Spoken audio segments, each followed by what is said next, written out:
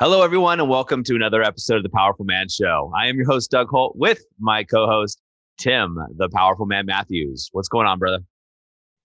I'm very well. Feel nice and fresh and clean, and I you know, love it when you shower. It's great. Amelia must yeah, love it as yeah, well. It is fresh. October. That fresh feeling. Yep, absolutely. Tim's giving me a hard time, guys, because we have friends visiting, and I had a couple drinks late tonight, and I'm a little slower than normal this morning. But it happens. It happens. It happens. So that's what happens when you get older, Tim. Yeah, yeah. You drink more. Drink more, recover less. Which one? Recovered less, exactly. Yeah. So, Tim, you had something you wanted to throw on the table today to have a discussion about. Yeah. So obviously, you and I bounced a couple of oxes back. No, I had a meeting, didn't we, yesterday about this? Well, not about this, but it went towards this. And that's Divorce Day. It's kind of coming up. I say it's coming up. It is in the sense that it's right around the corner, and Hmm. now's the time to be working on things for anyone that wants to avoid falling victim to it. And the reason why I say that is because for those of you listening that don't know, Divorce Day is actually a term coined by solicitors and lawyers. And it's the day of the year when they get the most submissions for divorces. And weirdly enough, I mean, I would never have thought this, but 80% of divorces, 80% of the submissions that they get for divorces are from women. And when I first heard that, I was shocked. You wasn't shocked by it. I was really shocked by it when I first heard that. And Divorce Day is the first Monday after the holiday season, the festive period, right? I think this year it falls on about the 4th of January or something. We looked it up yesterday. Yeah, something along those lines. Yeah, and as we started to research this more last year, what became apparent was, especially in the US, you've got Thanksgiving, which rolls pretty swiftly into obviously December and the festivities starting with work parties and arrangements with family, and then obviously the Christmas period too for those people that celebrate it. And what often happens during that 4 week period, let's say from Thanksgiving to Christmas, New Year, is the women obviously see that the men are really not there. They're not present. They're drinking more. They nudge, nudge, wink, wink. They're I'll stop teasing. They're drinking more. They're on the phone more. They're more short tempered, and they're spending a lot more time together, and they're not able to get along even at the time of year when they're seeing everybody around them really enjoying family time, right? And often Mhm. the guys then go into work, or they'll sneak off into the other room and check their emails, or just work on a project. Almost, some of them say it's because they feel kind of like a stranger in their own home at that time, right? They're so used to not being there that when they're there sat around the table celebrating, they just feel like a bit of a ghost. The kids run up to the mother or the grandparents. They kind of get ignored a little bit. And anyway, the reason why I wanted to bring this up today is, well, a couple of reasons. One, now is the time to be doing the work if you want to really avoid, like I say, falling victim to this. But two, yesterday, the enrollment team, the advisors, they spoke to, I think, three men who first spoke to us on average between 8 to 10 weeks ago, and they had another conversation scheduled with them, like I say, yesterday. And these guys have now been handed the divorce papers. Um, at which point, it's very difficult to pull it back from that point. And there's a question that we ask during the process on this phone call or this conversation. And there's multiple conversations that happen, right? As you know, Doug, you know the process. And one of the questions we always want to find out more about is, okay, what do you think might happen here if nothing changes? And most of the guys really deny the fact that a divorce is on the table. Say, well, you know what, Tim?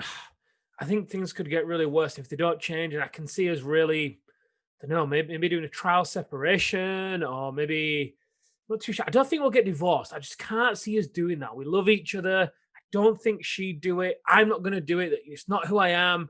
I said that I'd be in this, for the long haul. I'm going to be in it for the long haul. But what I see happening with the men is they've buried their head in the sand, and they've almost become numb to the pain that's been building over the past several years, right? Kind of like the analogy of if you put a frog in some boiling water and you turn it up a little bit, eventually it'll just boil to death. It won't jump out. Whereas if you just drop it in an actual pan that's already boiling, it'll leak back out, right? Um, and it's kind of that analogy that the guy, one of the things that serves the men so well in business is their ability to persevere and overcome obstacles and tolerate pain to a degree. When they then take that into their marriage, it actually hinders them because they use that to kind of negate what's going on, right? And then, like I said, bury the head, and before you know it, you're going through the festive period. It's been another bad Christmas, but you don't expect to be handed the divorce papers come the beginning of the year. And for the women, most of them do it because it's like, right, let's just get the festivities out of the way. Let's just make sure we can be together this year as a family. And then I've got a whole year to figure things out, and we can figure things out for the kids for next Christmas. So I just started bringing it to the table because I think it's a very timely conversation to have. And especially given the men that we have conversations with the past couple of days, given the timing coming up. And obviously, you've always got some good insights to share. Yeah, as I was listening to you talk about this, I'm glad you brought this to the table for a couple of reasons. But I think it was really interesting, Tim, is when we had the meeting yesterday, it wasn't just you and I, it was other people on the team. And one of the guys on the team said, "Oh my gosh, this is when things broke down for me." Right? The same idea and he correlated the dates, right? Whoa, right around this is exactly when the other shoe dropped for me in my marriage.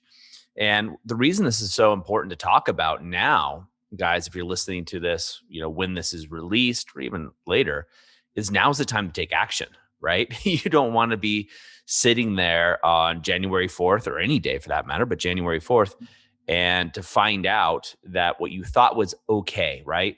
The marriage is okay and we'll push through, and next month, next year, it'll get better. I think it's a story we often tell ourselves as men, especially. It's going to get better. I'm just going to wait this thing out. And then divorce day happens, right? And your divorce day might be different, but divorce day can happen. And this could be your second, third, fourth divorce. I don't know. But then it's already too late, as you were saying, Tim. And, when we look at this as men, what can we do? Right? Is we want to take action and do a temperature check in our relationship. And I just actually did this with my wife this morning. We have friends visiting, and often because of what I do, the guy will come and talk to me. Sometimes the wife will come talk to me, pull me aside, talk about their relationship. And my wife, the same thing happens.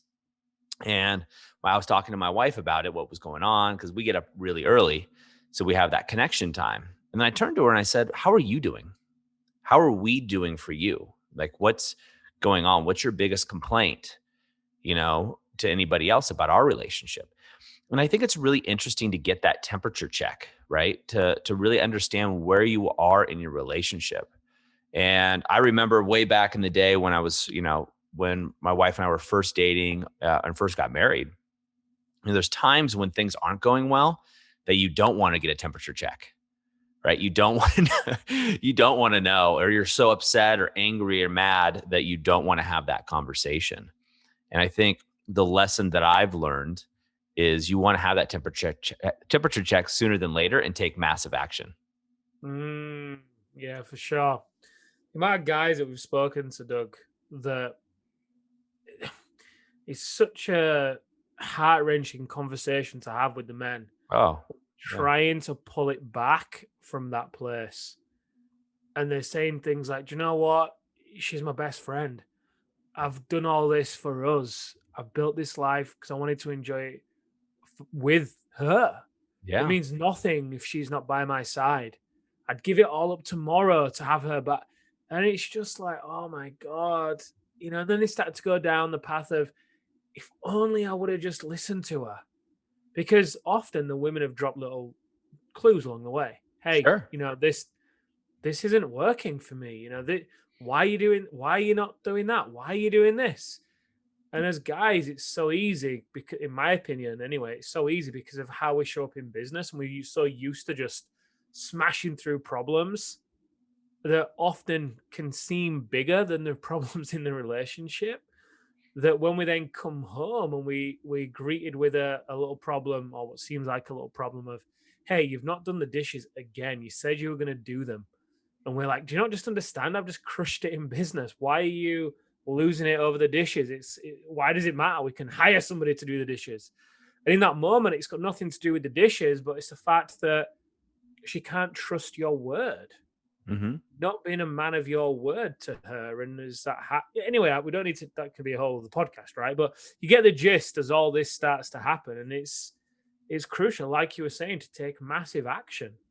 Well, yeah, you want to take massive action, and your woman wants to see you taking massive action, right? She wants to see you making an effort to make a change, right? Our words are one thing, actions are something totally different. And it can be a lot of things that you can do, right? A lot of the men, it's like one of the first things they talk about when they join the program is when they're going through the activation method anyway, is they talk about, wow, my wife knew I was serious when I started doing this. And then, of Hmm. course, he starts changing, she starts changing, and then there's a whole cascade effect, right? Which is really, really brilliant. And it doesn't just stop there, right? I'm like I said, I've been doing this work for a long time, and this morning I'm doing a temperature check, right? I'm checking in to see for my wife how not only how things are for her, but how things are for our relationship for her, right? And not from a point of trying to solve it, for her. That, guys, is super important, right? She gave me kind of her complaints or things that she thought could be better. I didn't immediately I did in my head, right?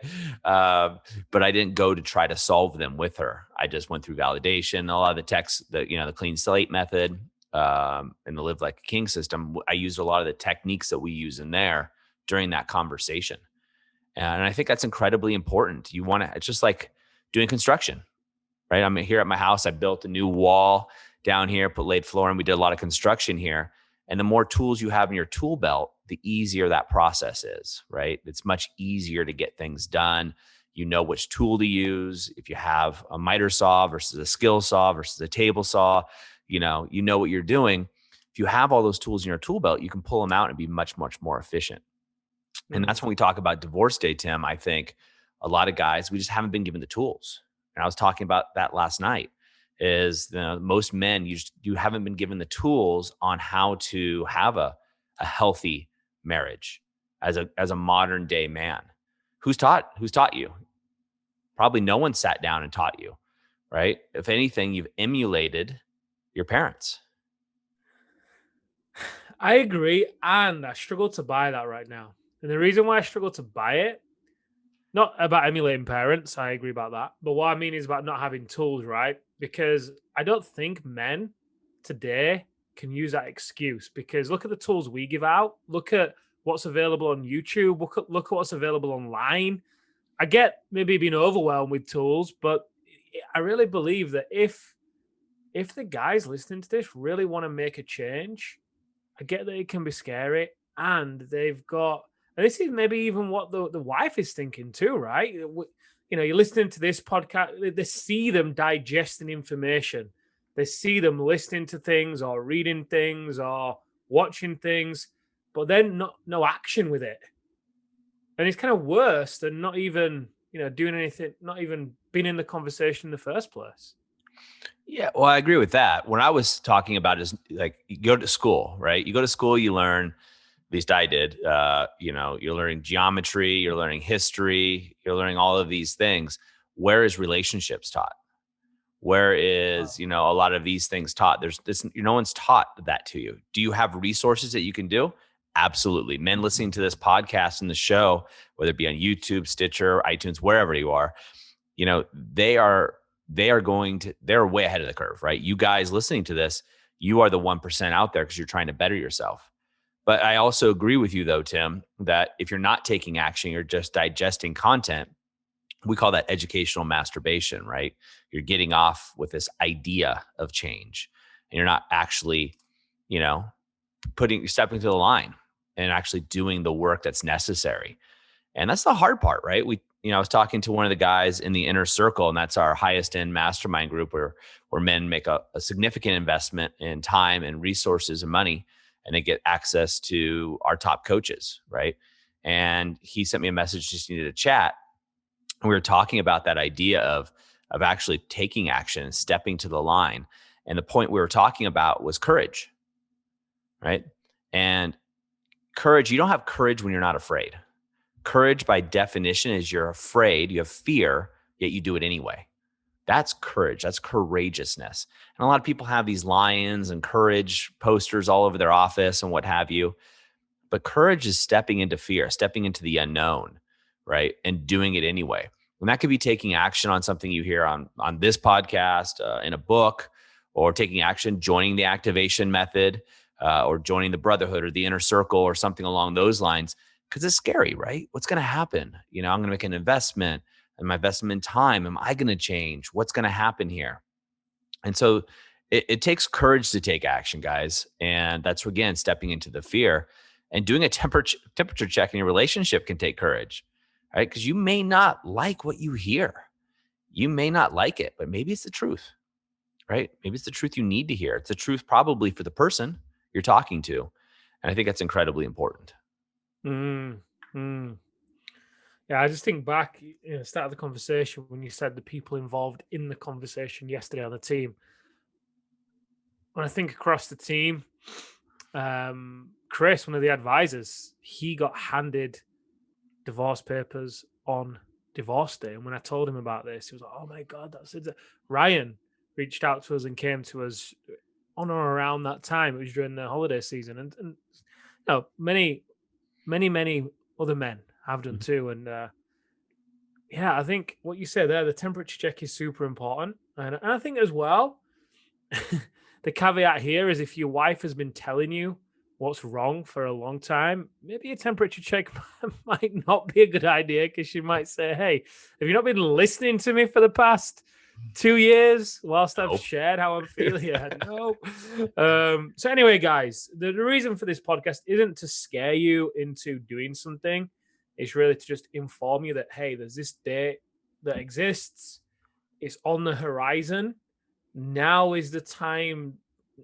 Now might be the time for you to actually start taking some risks, start taking some action, exercise your courage, because over the next 4, 5, 6 weeks, leading up to Thanksgiving in the US, leading up to the busier holiday season in the UK, you could really start to gain some traction here. And it's not about becoming a new man or having to change every single way you do everything. It's not about that. You could start to, even if it's the hidden motives technique from the Facebook group or clean slate method, maybe, but usually that works better after you've done a couple of the other things first. But the clean slate method, live as a king system, even if you just start there, wouldn't it be great to go into the holiday season knowing that you've got that connection with your wife? Oh, yeah. Right? Being able to relax instead of feeling like a stranger at home over the holiday season, instead feeling like your home's a sanctuary, like you're a king, quite frankly. You get looked at in the way that only a king can be looked at, admiration, respect, affection. Might sound a bit I don't know, might sound a bit unrealistic, but that's the way a lot of the guys describe it to us. So there's one thing from this, Doug, I would say, I'd say it's take action. I was going to say it's a temperature check. I don't think it is. I think take some action, whether it's the hidden motives, live as a king, or if you feel like you've got some good connection there, then do the temperature check. I think if you go straight into the temperature check, you could get a slap.